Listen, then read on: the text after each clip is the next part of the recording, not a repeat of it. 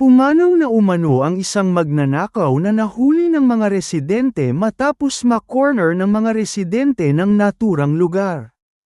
Makikita sa video na matapos mapahinto sa pagtakbo ang naturang magnanakaw ay dito naman siya sinakal ng isa sa mga humabol na napag-alamang nagmaganda loob lang umano.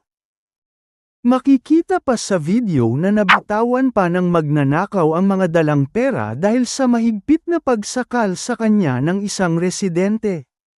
Ayon sa mga kumakalat na balita, pumanaw na umano ang naturang magnanakaw dahil sa pagkabali ng kanyang leeg at spinal damage na nakakonekta sa batok. Pinaghahanap ng mga pulisya ang security guard ng isang establishmento na pinagtatrabahuhan niya.